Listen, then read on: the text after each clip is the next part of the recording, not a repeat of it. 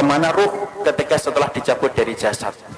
Maka kalau kita membaca dalam satu riwayat dari Bara' bin Azib, kita akan menjumpai ruh itu kalau dicabut dari jasad, maka kita harus paham, malaikat itu Pak, kalau akan mendapati orang itu meninggal dunia, maka para malaikat itu akan datang serombongan. Kemudian dalam satu riwayat hadis, Rasulullah itu berkata ketika beliau itu bersandar ke tongkat, maka beliau mengatakan istaidu min adzabil qabr, berlindunglah kalian dari azab kubur. Diulang-ulang oleh Nabi sampai 3 kali. Kemudian Nabi mengatakan idza kana al-mu'min fi inqita'i minad dunya wa iqbalu minal akhirah. Seorang mukmin itu kalau akan meninggalkan dunia dan datang dalam urusan akhirat, nazala ilaihi malaikatun minal malaikah, maka akan datang serombongan para malaikat-malaikat. Kalau yang didatangi itu adalah orang yang beriman, yang datang malaikatur rahmah bersama dengan malaikat maut. Malaikatnya mencabut nyawa, penamaan yang benar bukan malaikat Israel, tapi penamaan yang benar itu malaikat maut. Dia datang serombongan bersama dengan malaikatur rahmah. Para malaikat kemudian di mana? Fajalasu inda mudil basar. Para malaikat itu duduk sejauh mata orang itu ketika memandang. Makanya orang kan kadang-kadang kalau mau meninggal dunia begini. Itu bukan melihat tatapan kosong, tetapi dia melihat sesuatu yang tidak pernah dia jumpai seumur hidupnya. Mana malaikat itu kalau yang akan dicabut adalah orang yang beriman, malaikat itu akan membawa 2 barang. 1, kafanun min akfanil jannah, kain kafan dari surga. 2, hanutun min hunutil miski, dan yang kedua itu akan membawa minyak wangi yang diambil dari surga. Setelah kemudian duduk sejauh mata memandang, yang akan datang, yang turun 1, malaikat maut di atas kepalanya. Setelah dicabut semuanya sempurna, malaikat maut selesai tugasnya. Kemudian diserahkan kepada malaikatur rahmah. Kalau dia orang yang beriman, dibalut sama kemudian kain kafan yang diambilkan dari surga, diberikan minyak wangi dari surga. Itu loh Pak, masalah pakaian itu saking pentingnya, ruh itu aja masih dikasih pakaian. Makanya orang kalau sampai ngeremehin aurat itu kebangetan, karena ruh saja ditutupin itu. Kemudian bagaimana dengan kain kafan yang diambil dari surga, ditutup dengan kain kafan dari surga, lalu kemudian dibawa ke langit yang pertama.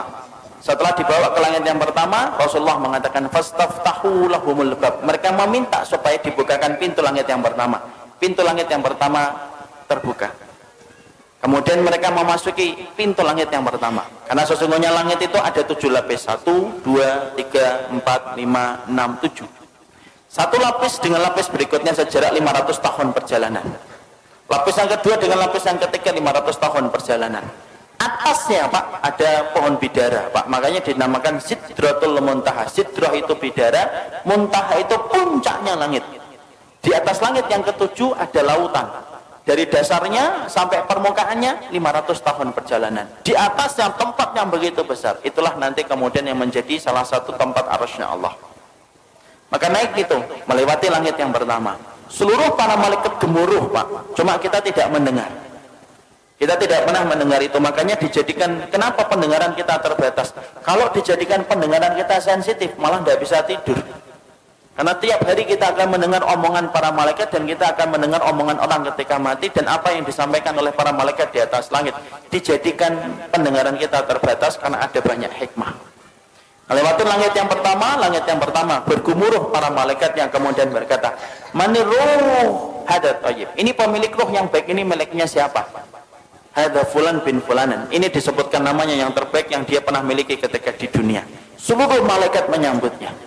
Naik ke langit yang kedua, minta dibukakan pintu langit yang kedua, dibukakan. Terus sampai akhirnya menembus langit yang ketujuh. Ketika meminta untuk dibukakan pada langit yang ketujuh, maka Allah berfirman, sesungguhnya aku menciptakan dia dari tanah, aiduhu ilal ardi, kembalikan dia ke bumi, maka disitulah aku menciptakan, dan disitulah kemudian aku akan membangkitkan kedua kalinya. Akhirnya para malaikat kemudian membawa ruh itu, kemudian ketemu dengan jasadnya yang sedang dibawa oleh para pelayat ke area kuburan. Maka kemudian bertemulah kemudian jasad itu dengan ruh. Ya, jasad ini masih dipakai? Enggak, ini sudah selesai. Jadi yang kita pakai ini jasad sementara saja, ini kendaraan kita di dunia. Nanti ketika kita sudah mati, ketika dikumpulkan di padang mahsyar, dikumpulkan di surga, enggak pakai jasad ini. Jadi jangan khawatir yang tiba-tiba kemudian kok saya hidungnya gini, tenang, sampai mati doang. Nanti kalau sudah mati diganti hidungnya sama Allah. Karena nanti kalau kita sudah mati, nanti kita akan dikumpulkan di surga. Fisik kita itu sudah beda dengan fisik di dunia. Makanya fisik kita nanti kalau masuk surga sebagaimana fisiknya Nabi Adam. Tingginya 60 hasta, sekitar 30-40 meter. Maka ketika jasad itu dibawa ke liang kubur, sempat diketemukan dengan ruh sebentar. Tapi saat itu jasad sudah tidak ada faedahnya. Kemudian ketika sudah ketemu kembali di area kuburnya, dia sempat mendengar suara terompah terakhir pelayat ketika keluar dari kuburan. Setelah itu kemudian datang pertanyaan mungkar datang, kan menanyakan 3 perkara. Siapa Robnya, siapa nabinya, apa kitabnya, ataupun apa agama yang diutus kepadanya. Setelah dia mampu menjawab itu, maka yang mampu menjawabnya itu siapa? Apakah dirinya? Enggak. Tapi yang menjawabnya itu adalah dibantu sama Allah. Makanya Rasulullah membacakan ayat yusabbitullahu alladhina amanu fil qawli tsabit fil hayati dunya wa fil akhirah. Allah teguhkan orang yang beriman perkataan mereka di dunia dan perkataan mereka di akhirat. Makanya mereka lah yang bisa mengatakan Rabbku adalah Allah, Muhammad adalah Rasulku, dan Al-Quran itu adalah kitab suciku, dan Islam adalah agamaku. Allah yang menggerakkan di atas langit. Setelah dia mampu menjawab pertanyaan yang pertama, maka Allah berfirman di atas arasnya, Shadaqa abdi, hambaku ini jujur, benar dalam imannya sampai dia mau menjawab pertanyaan itu. Waftahu lahu baban ilal jannah, maka bukakan pintu antara kuburnya dengan surga. Malaikat membukakan pintu, tidak ada batasan antara kehidupannya di kuburan dengan surga. Dia melihat surga itu, tapi bedanya cuma satu, dia belum bisa masuk ke surga itu. Kemudian Allah bukakan pintu surga itu. Kemudian datang kepadanya seseorang, kemudian dia bertanya, siapa anta? Man anta? Kemudian dia menjawab, orang yang begitu rupawan itu berkata, ana amaluka sholih, saya adalah amalmu yang sholih. Ini sholatmu, ini puasamu, ini sedekahmu, ini ridhomu, ini takdirmu. Maka ini adalah keikhlasanmu, ini infakmu. Maka saya akan menemani kamu sampai nanti hari kiamat. Saking senangnya, ruh itu kemudian berteriak, teriakannya apa? Ya Rabb, aqimis sa'ah hatta arji ila ahli. Ya Rabbku, tegakkanlah hari kiamat supaya aku ketemu cepat dengan keluargaku. Masya Allah. Jadi memori tentang keluarga itu tidak pernah hilang. Sampai orang ketika di kuburan pertama kali, tidak ada yang dia lupakan kecuali adalah masalah dia bersama keluarga. Nah, disitulah kita paham. Kemudian pertanyaan kita, ruh itu ditempatkan di mana, Ustaz? Ruh itu ditempatkan oleh Allah berdasarkan perkataan yang disampaikan oleh Imam Ibnu Qayyim itu macam-macam. Ada ruh yang ditempatkan di dalam kubur mendapatkan kenikmatan. Ada ruh yang ditempatkan yaitu di tempat-tempat yang berbeda. Ada ruh antara langit dan bumi. Ruhnya siapa? Orang yang punya hutang ketika dia tidak membayarkan hutang itu sampai dia meninggal dunia. Ada ruh yang kemudian ditempatkan di tanur. Tanur itu tempat kayak periuk, masuknya kecil, keluarnya besar. Dalamnya itu ke bawahnya besar. Untuk siapa tanur itu? Tempat bagi ruh mereka yang dulunya ketika di dunia berzina dan tidak bertobat sampai mati, dibakar oleh Allah selamanya sampai nanti hari kiamat itu datang. Dan mereka berusaha keluar tetapi tidak bisa keluar. Imam Ibnu Qayyim menjelaskan itu tempat bagi para pezina yang tidak bertobat sampai dia mati. Ada kemudian ruh yang ditempatkan di sungai darah. Setiap waktu kemudian dia melipir ke pinggir, kemudian dilempari batu, kemudian dia melipir lagi, dilempari batu. Siapa itu? Pemakan riba yang tidak meninggalkan ribanya. Disitulah kita mendapati ruh itu akan ditempatkan oleh Allah berdasarkan amal-amal yang mereka lakukan. Ada enggak ruh bergantayangan? Tidak ada bergantayangan. Kayak kurang kerjaan aja bergantayangan. Karena sesungguhnya ruh itu miliknya Allah dan Allah yang menggenggamnya. Nah ini ada rumah habis mati bunuh diri, malamnya kelihatan orangnya nangis-nangis, Ustaz, itu setan. Ruh itu tidak mungkin balik, Pak. Kenapa ruh tidak mungkin balik? Karena ruh itu tempatnya di alam barzah. Dan barzah itu kenapa disebut dengan barzah? Tembok tebal yang tidak bisa ditembus itu namanya barzah. Nah kalau ruh itu masih bisa seliweran dalam kehidupan dunia, penamaan barzah itu batal demi hukum. Karena kemudian masih bisa ditembus, makanya tidak bisa balik. Ada tembok tebal, sebagaimana Allah sampaikan dalam surat Al-Mu'minun ayat yang ke-100, tidak bisa balik. Apalagi sampai kemudian balik, ngeliatin anaknya, rumahnya. Ya kalau rumahnya nggak dijual, kalau rumahnya dijual kan jadinya sedih. Loh, kok sudah ganti orang ya? Karena nggak ada yang bisa balik, Pak. Makanya ruh itu semuanya ditempatkan oleh Allah berdasarkan amalan-amalan mereka, dan tidak ada ruh yang bergentayangan. Makanya kemudian kalau kita dapatin ada tempat-tempat, ada orang mati bunuh diri kok kelihatan ada hantunya, itu bukan ruh, tapi itu setan yang mencari celah dan kesempatan supaya dia itu ditakutin. Kenapa setan itu senang untuk menakuti manusia? Karena setan tahu syirik itu mulainya pertama kali ketika takut. Orang kalau sudah takut maka cenderung gampang untuk melakukan syirik. Kalau sudah syirik nyebar kemenyan. Kalau sudah syirik dia akan kemudian korban di situ, di tempat yang dia takutin. Kalau sudah takut dia akan lewat sambil mengatakan, "Kula nuwun Mbah, ngapunten, lewat Mbah, lewat." Itu kemudian mulainya dari ketakutan. Makanya kemudian tidak ada ruh yang bergentayangan, itu tidak ada. Yang ada itu apa? Setan. Karena setan itu bisa berubah wujud apa saja. Anjing hitam permujaan dari jin, ular hitam perwujudan dari jin. Kemudian setan bisa berubah manusia, bisa. Makanya kita dapati ketika Nabi mau dibunuh, siapa yang memberikan saran mengumpulkan 10 pemuda untuk membunuh Nabi Muhammad? Itu setan dalam bentuk manusia. Karena setan itu bisa berubah apa saja, Pak. Dan dia bisa menjadi hantu untuk menakuti manusia. Tetapi roh itu tidak bisa bergentayangan. Roh itu berada pada alam barzah, dan disebut alam barzah itu karena tidak bisa ditembus dengan apapun.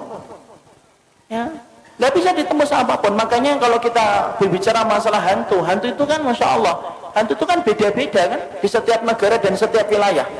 Kalau di Amerika, hantu itu apa? Hantu itu keren, pakai jas, kemudian giginya runcing, sukanya gigit leher, enak itu. Itulah yang disebut dengan Dracula. Itu hantu Amerika.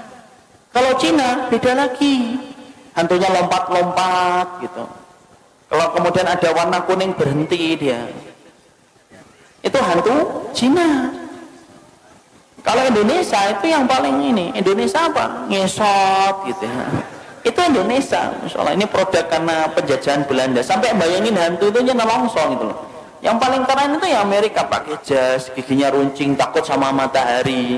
Kenapa kok manusia itu ketika bayangin hantu itu beda-beda? Karena memang hantu itu hasil dari kemudian bayangan kita sendiri. Ketika setan itu kemudian menakuti kita supaya kita melakukan kesyirikan ketika sudah takut. Makanya tidak ada yang namanya roh itu bergentayangan, itu tidak ada, Pak. Kata Imam Ibnu Qayyim, roh itu ditempatkan oleh Allah berdasarkan dengan amalnya. Ada roh yang ditempatkan di dalam tembolok burung hijau. Rohnya siapa? Orang yang mati syahid ditaruh dalam tembolok burung hijau, kemudian rumahnya di bawah arsy. Arsy-nya Allah, mereka tinggal bergantung itu. Kemudian mereka masuk surga di waktu pagi, kemudian pulangnya di waktu sore. Tidurnya di bawah arsy-nya Allah. Ada orang solih ditempatkan di dalam tembolok burung tapi bukan hijau. Dia masuk surga tetapi kemudian dia tidak bisa menikmati sebagaimana para syuhada. Ada roh yang ditempatkan ila rafiqil a'la. Makanya Nabi ditanya, ya Rasulullah, oleh Aisyah, ya Rasulullah, apakah engkau akan meninggalkan kami? Kemudian Nabi menjawab, ila rafiqil a'la, menuju kepada tempat kumpulan teman-temanku yang solih. Itu menunjukkan apa? Roh itu ada tempatnya sendiri. Makanya kalau kita bertanya, apakah roh itu bisa ketemu dengan roh-roh orang lain? Imam Ibnu Katsir menjawab, iya, roh itu bisa bertemu, Pak, selama mereka sama-sama mendapatkan kenikmatan. Tapi bertemunya mereka tidak ada kaitannya dengan kehidupan di dunia. Makanya kemudian Imam Ibnu Katsir itu mengatakan, innal arwah muqassamatun ila qismain. Roh itu terbagi menjadi dua. Ada roh yang mendapatkan kenikmatan, ada roh yang mendapatkan azab. Roh yang mendapatkan kenikmatan, mereka kumpul. Sebagaimana Nabi mengatakan, ila rafiqil a'la. Beliau ingin ketemu dengan rohnya Nabi Musa, rohnya Nabi Ibrahim, rohnya Nabi Nuh, rohnya Nabi Adam. Itu yang dipilih oleh Nabi ketika beliau sebelum meninggalnya dan wafatnya. Beliau mengatakan apa? Ila rafiqil a'la. Makanya Nabi detik-detik ketika sebelum meninggal, beliau melihat ke langit, kemudian beliau mengatakan ila rafiqil a'la, tangan beliau jatuh, kemudian kepala beliau bergeser. Akhirnya beliau meninggal dunia. Berarti roh itu kumpul enggak dengan roh yang lainnya? Roh itu kumpul dengan yang lainnya selama mereka sama-sama beriman. Kecuali roh yang mendapatkan adab. Innal arwah mu'adzabah la tatakian. Sesungguhnya kalau roh yang mendapatkan adab, mereka tidak ketemu.